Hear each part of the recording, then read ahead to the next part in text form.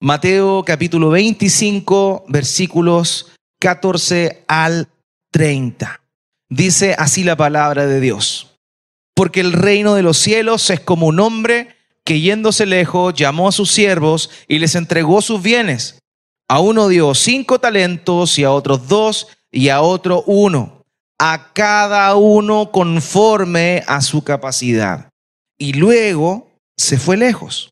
Y el que había recibido 5 talentos fue y negoció con ellos y ganó otros 5 talentos. Asimismo, el que había recibido 2 ganó también otros 2. Pero el que había recibido 1 fue y cavó en la tierra y escondió el dinero de su señor. Después de mucho tiempo vino el señor de aquellos siervos y arregló cuentas con ellos. Y llegando el que había recibido 5 talentos, trajo otros 5 talentos, diciendo: Señor, 5 talentos me entregaste. Aquí tienes, he ganado otros 5 talentos sobre ellos. Y su señor le dijo: Bien, buen siervo y fiel. Sobre poco has sido fiel, sobre mucho te pondré, entra en el gozo de tu señor. Llegando también el que había recibido 2 talentos, dijo: Señor, 2 talentos me entregaste. Aquí tienes, he ganado otros 2 talentos sobre ellos. Su señor le dijo: Bien, buen siervo y fiel. Sobre poco has sido fiel y sobre mucho te pondré. Entra en el gozo de tu señor. Pero llegando también el que había recibido 1 talento, dijo: Señor, te conocía que eres hombre duro, que ciegas donde no sembraste y recoges donde no esparciste. Por lo cual tuve miedo y fui y escondí tu talento en la tierra. Aquí tienes lo que es tuyo. Respondiendo su señor le dijo: Siervo malo y negligente. Sabías que ciego donde no sembré y que recojo donde no esparcí. Por tanto debías haber dado mi dinero a los banqueros y al venir yo hubiera recibido lo que es mío con los intereses. Quitadle, pues, el talento y dadlo al que tiene 10 talentos, porque al que tiene le será dado y tendrá más, y al que no tiene, aún lo que tiene le será quitado. Y al siervo inútil echadle en las tinieblas de fuera, allí será el lloro y el crujir de dientes. Esta parábola, que está escrita en Mateo capítulo 25, corresponde a una seguidilla de enseñanzas de parábolas del Señor, en las cuales Él está hablando de características especiales del reino de los cielos, sobre todo en lo que tiene que ver con algo que se conoce como la parousia. La parousia es un término que hace alusión a la venida del Señor, el retorno del Señor Jesucristo. Porque Él, mucho antes de partir de este mundo, de morir, resucitar al tercer día y posterior a eso, ascender 40 días después al cielo y está ahora sentado a la diestra del Padre, pero antes de eso, Él prometió que iba a volver. Él, en su primera venida, vino como un siervo, vino como aquel que venía a servir a un pueblo. Pero en su segunda venida, Él vendrá como el que viene a gobernar sobre su reino. O sea, la primera venida viene montado en un pollino, ¿se acuerda que lo hemos visto? En un burrito. Pero en su segunda venida, Él viene en un caballo blanco. En su primera venida, Él vino como el Cordero de Dios que quitaba el pecado del mundo. Pero en su segunda venida, Él viene como león de la tribu de Judá.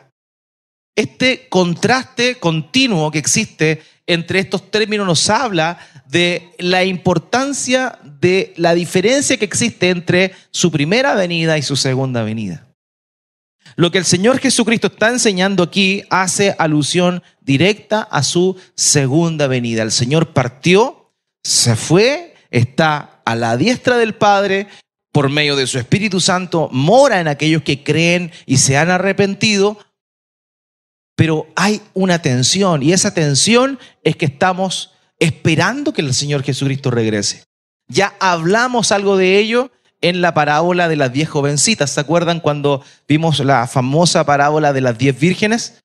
Y también el Señor habla de este tema de la expectación que debe existir en su pueblo ante el inminente retorno del Señor. Y eso es también lo que vemos de alguna manera reflejada en esta enseñanza. Esta enseñanza, la famosa parábola de los talentos, nos hace una invitación, queridos, a cada uno de nosotros a estar expectantes ante la venida del Señor. Ahora, cada una de estas parábolas que hablan de la venida del Señor hacen alusión a un punto principal. Y cuando hablamos de esta parábola en particular, la esencia, el corazón de esta enseñanza es qué vas a hacer cuando tengas que presentarte delante de Dios a rendir cuentas. ¿Saben una cosa? No hay nadie que se exima del trono de Dios. Nadie. Toda criatura, y particularmente toda persona, se tendrá que presentar delante de Dios. Vendrá un juicio final. Y ante eso, es que todo hombre debe estar avisado que eso vendrá. En ese momento los libros se abrirán y el juez, el creador, el dueño de todo, el que tiene autoridad por sobre cada uno de nosotros, se va a sentar a emitir sentencia. La Escritura es clara en decir que esto va a ser conforme a las obras de cada cual.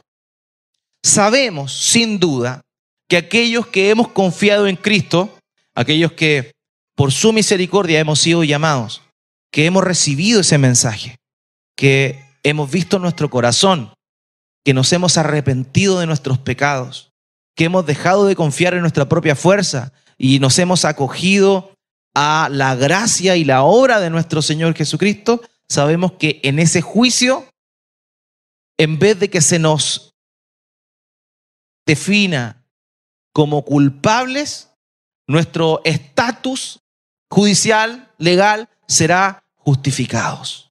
Justificados porque Cristo pagó el precio, porque Cristo pagó la culpa de nuestros pecados, viviendo una vida perfecta y también padeciendo el castigo que nosotros merecíamos. De manera que todo aquel que se presente delante del Señor en aquel día tendrá que ver cuál es su estado legal definitivo. Y para aquellos que confiamos en Cristo, justamente seremos invitados a entrar en su reino por pura gracia. Pero hay algo que tal vez muchas personas se olvidan. Hay algo que tal vez muchos cristianos no logran asumir.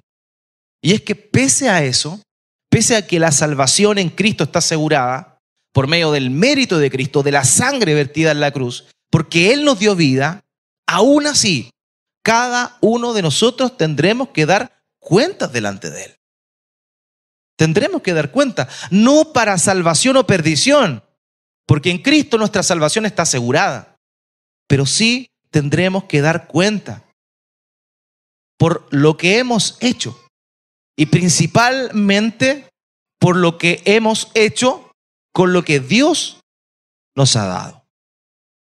Queridos, el término talento en nuestra época está relacionado habitualmente en nuestro contexto a capacidades tal vez, o le llaman dones, pero no tiene nada que ver una cosa con la otra.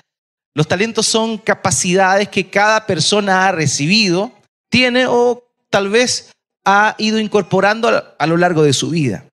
Pero ese es el término que nosotros en este tiempo empleamos para talento. Pero el talento en esta época no es eso. El Señor Jesucristo, cuando habla de los talentos, no se está refiriendo a las capacidades que Él dio. No se está refiriendo a eso. No es que simplemente tú vas a tener que ir delante del trono de Dios y Dios te va a preguntar eso. ¿Qué hiciste con lo que te di?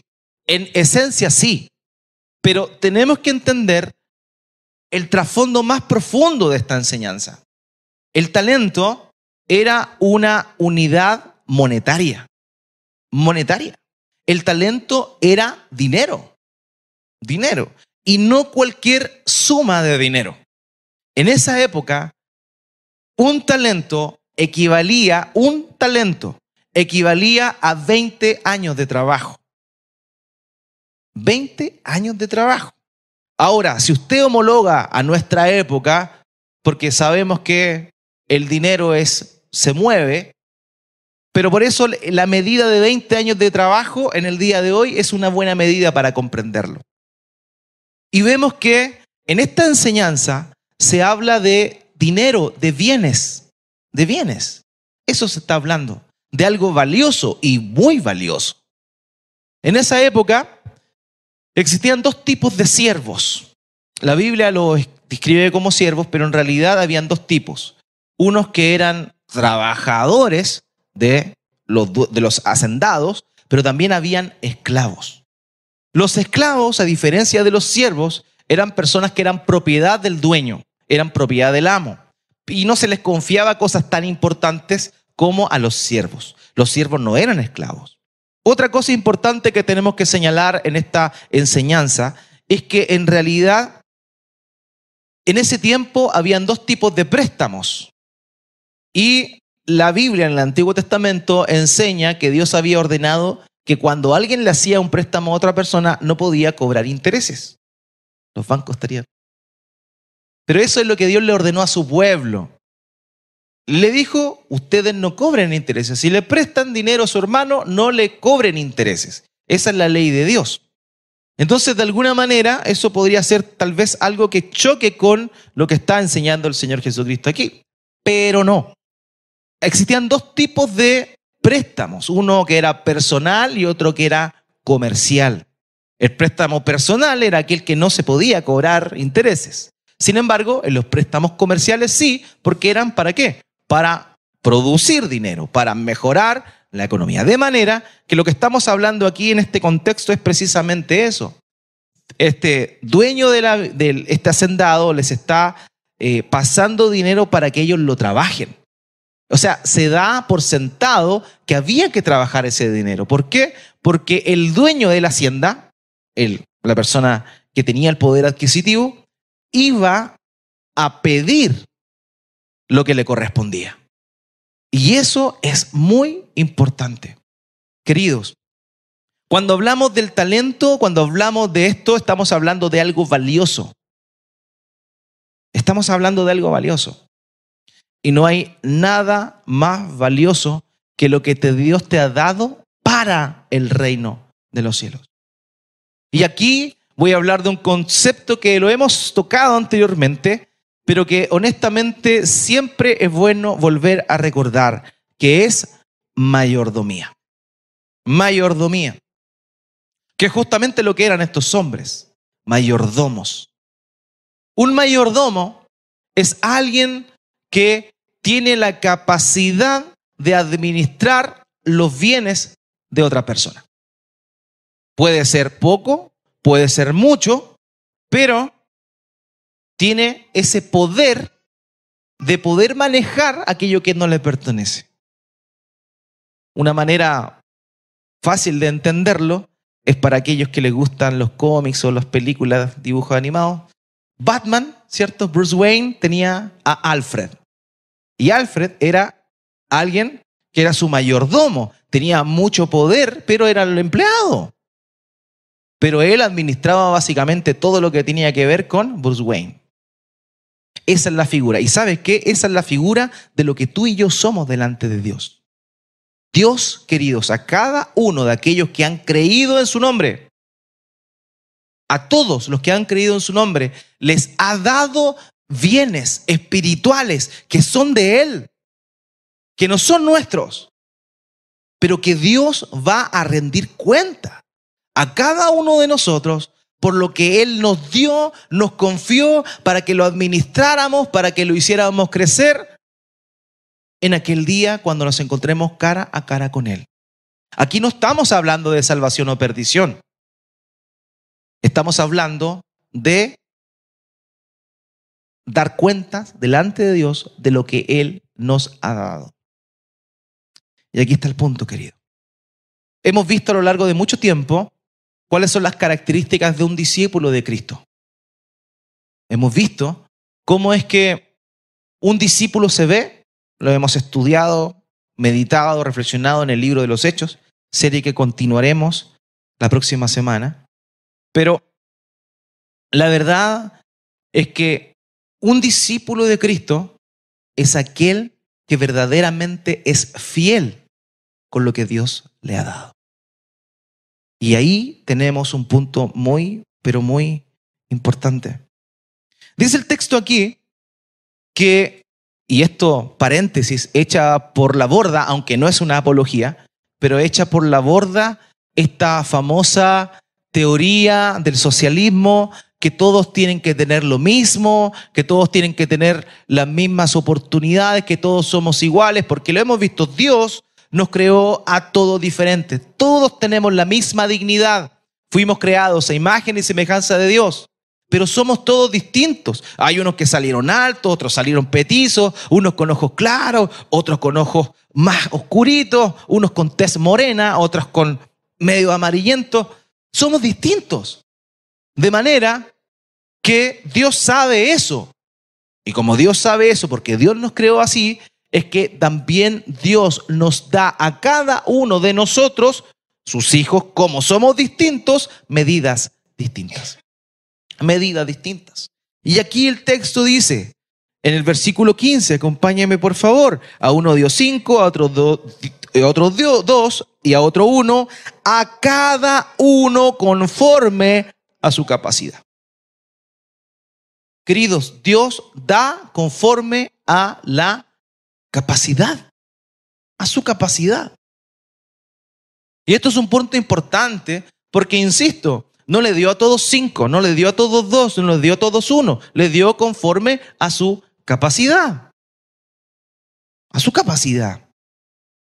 Y ahí está, cada uno de ellos tenía la potencialidad de hacer del dinero confiado, de doblarlo. Todos tenían esa capacidad. Vemos aquí que a uno le dio 5 y uno podría decir en este ánimo, ¿cierto? En este sentimiento contemporáneo, que no es tan contemporáneo. ¿Y por qué a él le dio 5 y al otro le dio 2? ¿Por qué? Porque el otro tenía una capacidad distinta, porque son distintos. A uno le dio 5, a otro le dio 2 y a otro le dio 1. Es interesante ver que uno de las palabras que más se escuchan o de los dichos que más se escuchan en los funerales de personas cristianas son los siguientes. Número 1, era una buena persona. Todos los muertos son buenos, ¿cierto? No hay muerto malo. Todos eran buenos, perfectos, sin ninguna culpa. Hasta que en el funeral empiezan a aparecer los hijos no reconocidos y todas esas cosas. Pero suele pasar. Oye, que era bueno el finado. Es algo que siempre se dice en los funerales, de manera general. Pero una de las cosas también que se dice y se escribe, tal vez no tanto en este país, pero en otros países, cuando alguien cristiano muere es que es un buen siervo y es un siervo fiel, que es básicamente lo que está descrito acá. Pero ¿cada persona cristiana realmente cuando muere es un siervo fiel? ¿Un buen siervo que entra al reposo de su Señor? ¿Verdaderamente es eso así? ¿Se cumple con todas las personas que han creído en Cristo? La verdad es que no. La verdad es que no, amados. Porque todos tendremos que dar cuenta delante de Dios por todo lo que Él nos ha dado. Y lo que nosotros en nuestro contexto conocemos como talento es una de las cosas por las cuales tendremos que dar cuenta. ¿Dios te dio capacidades? Sí. ¿Y vas a tener que dar cuentas por ellas? Sí, pero no es solo por eso. Querido, ¿Dios te dio una familia? ¿Sabes qué? Vas a tener que dar cuenta por eso. ¿Dios te dio un trabajo? Vas a tener que dar cuenta por ello. ¿Cómo Dios se va a preocupar de cómo trabajé? Sí, Porque todo lo que Dios te lo da conforme a tu capacidad. Lo pone en tu camino conforme a tu capacidad. ¿Sabes qué? Hasta las pruebas que Dios pone en tu camino, las pone conforme a tu capacidad, porque Dios no pone cargas que tú no puedas sobrellevar. Por tanto, cuando llegues allá y Dios te pregunte por esa situación difícil que te tocó atravesar, tú no vas a poder decirles que Señor era muy difícil, porque Él te puso esa carga a ti en ese momento porque la podías llevar. Porque Dios da conforme a tu capacidad. Dios nunca pone algo que tú no puedes hacer. Dios nunca te da algo, nunca pone algo en tu camino que te quede grande. Porque Él, junto con esa prueba, Él junto con esa situación, Él te da la posibilidad de salir exitoso de ella. Por tanto, aquí no estamos hablando solamente de capacidades que Dios nos ha dado. Estamos hablando de qué es lo que vas a decir tú cuando te presentes delante del Señor. ¿Qué voy a tener que decir yo cuando me presente delante del Señor y el Señor me pregunte qué hiciste con todo lo que puse bajo tu cuidado, bajo tu administración? Queridos, el principio más grande de la mayordomía es entender que todo lo que tenemos le pertenece a Dios. Todo lo que tenemos le pertenece a Dios. Por tanto, la pregunta no es ¿cuánto tiempo voy a dedicar a buscar a Dios? La pregunta es ¿cuánto tiempo debería yo preocuparme de mí entendiendo que el resto de todo mi tiempo le pertenece a Él? Cuando cambiamos el concepto, debería cambiar nuestra forma de vivir. Cuando cambiamos y entendemos que realmente todo le pertenece a Él y que nosotros somos administradores de lo que Él nos ha dado, nuestra percepción de la vida debería cambiar. La pregunta a la hora de dar, por ejemplo, de dar para el reino de los cielos y para el crecimiento de su reino, no es cuánto de mi dinero yo debo dar al reino de Dios, sino es cuánto del dinero de Dios me debo quedar yo. No es eso. Y nosotros lo vemos al revés, porque pensamos que lo que administramos es nuestro. Y no es así, amados. Todo lo que tenemos es de Dios. Todo, porque Él nos lo ha dado.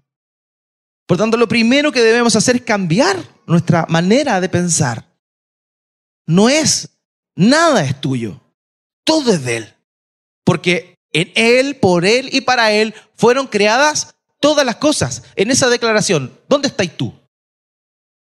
No apareces, ni yo tampoco. En Él, por Él y para Él no da espacio para nosotros. Sin embargo, Dios en su soberanía, en su amor, nos da la posibilidad de administrar.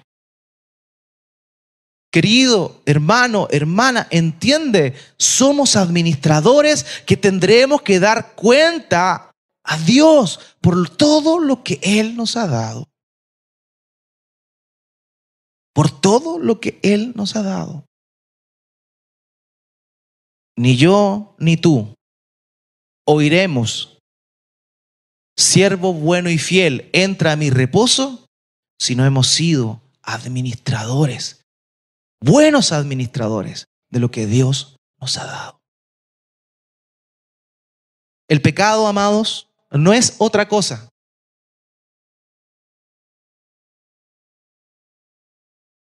que hacerte a ti mismo Dios. Muchos se preguntan, ¿y por qué el pecado Dios lo ve tan malo? ¿Por qué Salmo 7:11 dice que Dios está airado contra el pecador, contra el impío todos los días? ¿Por qué Dios está airado contra el pecador? ¿Por qué es tan grave el pecado? Si es algo para nosotros tal vez placentero, ¿por qué para Dios es tan grave? ¿Sabes por qué? Porque el pecado es decirle a Dios en la cara, tú no eres Dios, yo soy Dios. Porque Dios te creó para que no robes, para que no hurtes. Pero si hurtas, estás diciendo, ¿sabes qué, Dios? No me gusta tu plan, prefiero el mío, que es hurtar, que es robar. Es así, el pecado es gravísimo porque tú estás diciéndole a Dios que Él no es Dios, que Dios eres tú y que tú haces lo que quieres. Que todo se hace a tu manera. que todo se hace como tú lo estimas conveniente. Y hermanos, lo mismo nos pasa a nosotros cuando ya hemos sido perdonados del pecado. Y cuando mal pensamos que lo que tenemos es nuestro y que no somos administradores de lo que Dios nos ha dado. ¿Cómo estás administrando tu vida? ¿Cómo estás administrando tus prioridades? ¿Cómo estás administrando tu tiempo? ¿Cómo estás administrando tu familia? ¿Cómo estás administrando tu trabajo, tus estudios? Todo lo que tienes ha sido dado por Dios. Es un don de Dios y vas a tener que dar cuenta. Voy a tener que dar cuenta.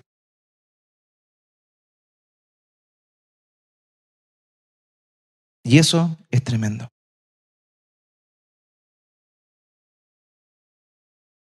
Llegará el día cuando tendremos que dar cuenta delante del Señor. ¿Y saben una cosa?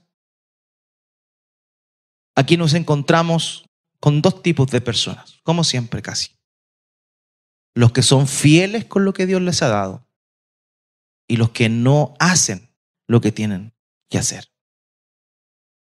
Tanto el que le fue dado 5 talentos como el que le fue dado 2 talentos, todas estas monedas de oro, porque eran monedas de oro, todos ellos cumplieron con lo que Dios les había, o con lo que el amo les había instruido. Ellos llegaron orgullosamente, me diste 5, aquí tengo 5. Me diste 2, aquí tengo otros 2 más. Pero hay malos administradores. Y esos malos administradores salen representados aquí en este hombre que, sabiendo que tenía que dar cuentas, porque aquí es interesante lo que dice el versículo 24, acompáñenme por favor. Pero llegando también el que había recibido 1 talento, dijo: Señor, te conocía que eres hombre duro, que ciegas donde no sembraste y que recoges donde no esparciste, por lo cual tuve miedo y fui y escondí tu talento en la tierra. Aquí tienes lo que es tuyo. Este pasaje no nos está diciendo que Dios es duro, que Dios siembra donde no.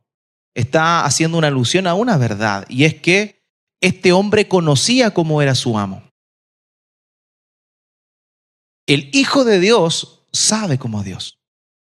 El Hijo de Dios sabe lo que Dios espera de uno, porque entiende que todo lo que le ha dado ha sido conforme a su capacidad. Hermano, ¿qué vas a decir en ese día? ¿Vas a decir: Señor, esa prueba era muy fuerte para mí, por eso volví al mundo? Señor,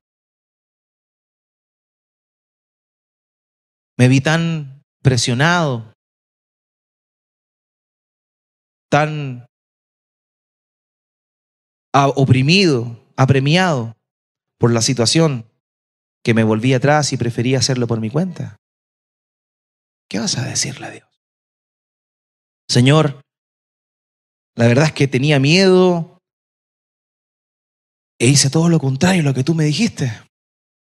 Cuando me decías que tenía que amarte, la verdad es que amé más lo que yo quería amar que a ti. Cuando tú me decías que tenía que buscarte, en realidad yo me dediqué a buscar otras cosas. Cuando tú me decías que te buscara a ti y a tu reino, en realidad yo me puse a buscar lo que debía ser las añadiduras. ¿Qué vas a decir ese día?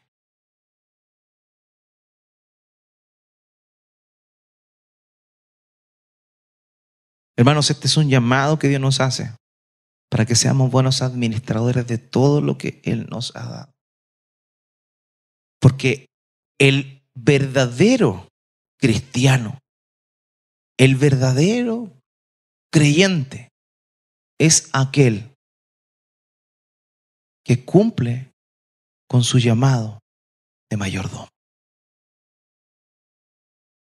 Dice que se le dio 5 a uno, a otro se le dio 2, y dice que el Señor se fue por un largo tiempo. Nosotros no sabemos lo que pasó entre medio. Tal vez estos hombres, tanto el que recibió 5 como el que recibió 2, Comenzaron a invertir, comenzaron a trabajar con ese dinero y tal vez hubo momentos en los que perdieron. Tal vez hubo momentos en que estaban saliendo para atrás, pero siguieron perseverando, siguieron trabajando y finalmente, al final del día, cuando el Señor volvió, tenían 5 más de lo que le había dado al principio. Lo mismo sucedió con el de 2. No sabemos lo que sucedió en el intertanto. De la misma manera, en nuestra vida, a veces van a haber momentos en los cuales Dios nos ha dado cosas y nosotros vamos a ser buenos administradores con lo que Dios nos ha dado, y van a haber momentos en los que no seamos buenos administradores con lo que Dios nos ha dado. Van a haber momentos en los cuales pasemos por vacíos espirituales, desiertos espirituales, donde no tengamos la misma motivación para buscar al Señor. Va a pasar eso probablemente. Pero al final del día, cuando partamos de este mundo, cuando lleguemos a la presencia del Señor, en ese intertanto vamos a estar ya habiendo cumplido lo que Dios nos pidió. El camino no es fácil. Para duplicar lo que Dios nos ha dado no es fácil. Vamos a fallar en oportunidades, pero vamos a llegar. El cristiano verdadero va a llegar y va a cumplir. Pero el cristiano que se dice cristiano pero no lo es el que no lo va a hacer. Y este hombre, y por eso es tan brutal lo que le dice acá, versículo 30. Y al siervo inútil. Hay un contraste grande entre siervo bueno y fiel y siervo inútil. Hay muchas personas que creen que son cristianas, que van a escuchar 2 cosas cuando se presenten delante de Dios. En primer lugar, ¿por qué me dice Señor, Señor, si no te conozco? Apártate de mí. Y la otra cosa brutal es siervo inútil. Versículo 30. Y al siervo inútil, echadle a las tinieblas de afuera, allí será el lloro y el crujir de dientes. Todo aquel que Dios le ha encomendado cosas y que al final de la carrera no cumpla con lo que Dios le ha pedido, demostrará que nunca fue un verdadero discípulo de Cristo, y su final será donde está el lloro y el crujir de dientes. Insisto, esta no es una parábola que nos habla de salvación y perdición. Nos habla de lo que hará cada persona cuando tenga cristiana, que tendrá que presentarse delante del trono de Dios. Pero aquellos que no hayan cumplido con lo que Dios les ha demandado, demostrarán que nunca fueron verdaderamente discípulos del Señor. Querido, hermana, te invito a que podamos reflexionar a qué estamos haciendo con lo que Dios nos ha dado. Dios te dio capacidades, Dios te dio un trabajo. ¿Estás siendo fiel al Señor en tu trabajo? Dios te dio una familia. ¿Estás siendo un buen padre, una buena madre? No uno bueno que los hijos digan que es bueno, sino que Dios diga que eres bueno. ¿Estás siendo un buen administrador con los recursos que Dios te ha dado? ¿Estás administrando bien? ¿Estás dándole a Dios lo que le pertenece? Cosas que tienes que preguntarte. ¿Estás dándole tu tiempo a Dios como debería? ¿O estás de forma mezquina haciéndolo? ¿Estás dándolo por goteo? ¿Cuál es tu prioridad? ¿Qué es más importante para ti? ¿El divertirte? ¿El estar tal vez en un momento de descanso? ¿O estar buscando al Señor? ¿O estar meditando en su palabra? ¿Qué es más importante para ti? Todas esas cosas tendremos que dar cuenta delante del Señor.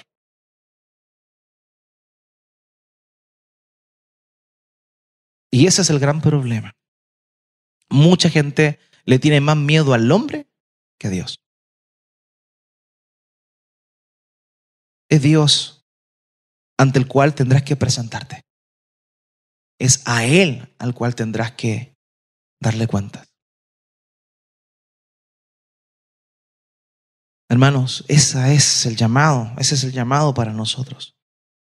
¿Qué escucharemos ese día? Siervo bueno y fiel, entra a mi reposo. ¿O escucharemos, siervo inútil, no hiciste lo que tenías que hacer? No hiciste lo que o no empleaste lo que te di como deberías haberlo hecho.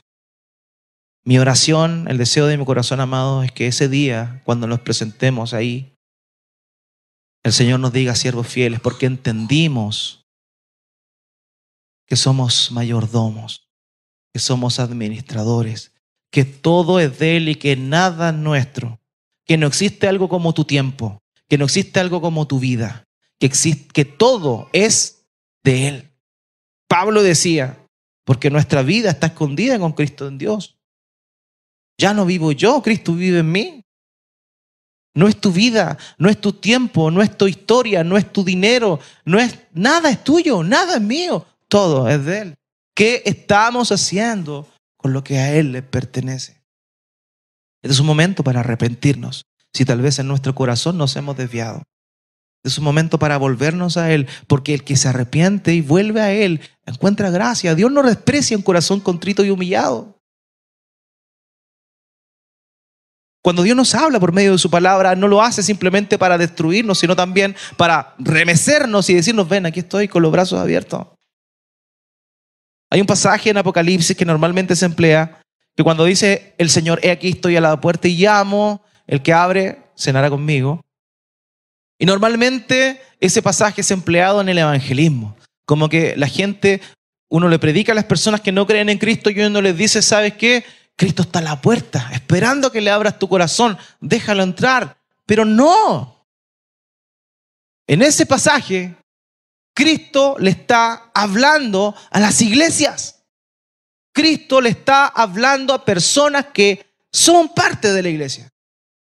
Porque hay gente, personas dentro de las iglesias que tienen cerrado su corazón ante el Señor Jesucristo. Pero ahí está Él esperando, aguardando, como ese padre que salía tal vez todos los días a mirar si su hijo, el pródigo, el que despilfarró todo, volvía. Ahí está el Señor. Querido, hermana, hoy es el día de volverte a Él. Si tal vez has sido un mal administrador, hoy es el día en el cual el Señor puede animarte, puede cambiarte, puede transformarte y te puede hacer un buen administrador para que ese día oigas, siervo bueno y fiel. Sobre poco has sido fiel, sobre mucho te pondré. Entra al reposo de tu Señor. Oremos al Señor.